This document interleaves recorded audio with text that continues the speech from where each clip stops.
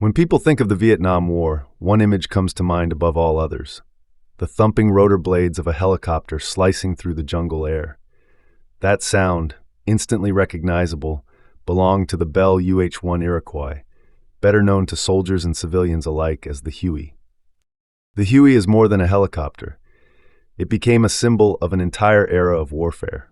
Its story is one of innovation, necessity, and endurance, as it transformed modern combat and became one of the most iconic aircraft in history. The Huey's beginnings stretch back to the early 1950s. After the Korean War, the U.S. Army realized it needed a new kind of aircraft, something versatile, lightweight, and capable of supporting troops on the ground in ways fixed-wing aircraft couldn't. Helicopters had been used in Korea for medical evacuations, but they were limited in speed, lift, and range. In 1952, the Army issued a requirement for a utility helicopter that could perform a wide range of missions: troop transport, medical evacuation, and cargo lifting. Bell Helicopter answered the call with its Model 204. After test flights in 1956, the Army saw potential. By 1959, the aircraft entered service under the designation HU-1A, short for Helicopter Utility. Soldiers quickly nicknamed it Huey, a name that stuck so firmly, the Army later changed the designation to UH-1 to match the nickname. The Huey was powered by a single turboshaft engine, the Lycoming T-53, that gave it more power and reliability than piston-engine helicopters of the past. Its two-bladed main rotor and two-bladed tail rotor design was simple but effective. The original UH-1A carried a crew of 2 and up to 6 passengers, but it was just the beginning. As the demands of war increased, Bell produced upgraded versions like the UH-1B, UH-1C, and the larger UH-1D and UH-1H. These could carry 11 to 14 troops or thousands of pounds of cargo. The Huey's versatility was its greatest strength. It could be outfitted with door-mounted M60 machine guns, rocket pods, or grenade launchers, transforming it from a transport to a gunship.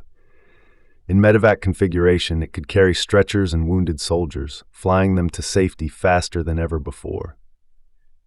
Its speed, about 125 miles per hour, and range of nearly 315 miles allowed it to cover vast distances over the jungles of Vietnam. Vietnam would make the Huey legendary. The terrain of Southeast Asia, dense jungle, mountains, and poor road networks, made conventional troop movement slow and dangerous. The U.S. Army developed a new concept called air mobility. Instead of moving by trucks or armored vehicles, entire infantry units could be inserted into combat zones by helicopter. The Huey was at the heart of this doctrine. It could land in small clearings, deliver troops directly to the fight, and then return with wounded soldiers or supplies. This flexibility revolutionized warfare. The most famous demonstration came in 1965 during the Battle of Ia Drang. U.S. forces were surrounded by North Vietnamese troops in the Central Highlands. Using fleets of Hueys, commanders were able to ferry reinforcements into the battlefield and evacuate casualties under heavy fire. This battle proved that helicopters could fundamentally change combat, giving the Army a new level of tactical mobility. The Huey served in nearly every role imaginable. Troop transport, known as slicks, unarmed Hueys carried infantry to and from battle. Gunships, armed Hueys, often called hogs or cobras before the AH-1 was introduced, provided close air support with rockets and machine guns. Medevac dust-off Hueys saved hundreds of thousands of lives, picking up the wounded under fire. Cargo and resupply, they hauled ammunition, water, food, and artillery shells into forward bases. Command and control, generals and commanders used them as flying headquarters, overseeing battles from above. At the height of the Vietnam War, there were more than 7,000 Hueys in service. They became the backbone of U.S. operations. The Huey wasn't just a machine, it was a lifeline. Soldiers often spoke of the comfort they felt when hearing the whop-whop of its rotor blades. For the wounded, that sound meant survival. For the infantry, it meant reinforcements or extraction. Helicopter pilots and crews became some of the most respected servicemen of the war. They often flew into hostile zones under heavy enemy fire, braving bullets and rockets to deliver supplies or rescue comrades. The courage of dust-off crews who risked everything to save the wounded became legendary. The Huey didn't fade away after Vietnam. It continued to serve in conflicts around the world. The UH-1 was used in Grenada, Panama, the Gulf War, and even Afghanistan and Iraq in support roles. U.S. allies, from Australia to Germany to South Vietnam, also operated Hueys extensively. In total, over 16,000 Hueys were built, making it one of the most produced helicopters in history.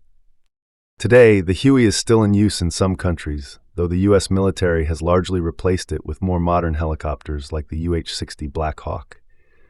Yet its legacy is unmatched. The Huey changed the way wars were fought. It brought speed, flexibility, and a new dimension of mobility to the battlefield. It saved countless lives through rapid medical evacuation, and it became a cultural symbol, appearing in countless films, documentaries, and even songs of the Vietnam era. When veterans recall their time in Vietnam, the Huey is almost always part of the story. For some, it represents the chaos of war. For others, it represents salvation. The Bell UH-1 Iroquois, the Huey, isn't just a helicopter. It's an icon of the 20th century. From its beginnings as a utility aircraft to its defining role in Vietnam, it changed warfare forever. Its thundering rotors announced the arrival of help, hope, and sometimes destruction. In the end, the Huey represents the duality of war. It was both a machine of battle and a lifeline of mercy, and its unmistakable sound will echo in history as long as people remember the jungles of Vietnam and the soldiers who fought there.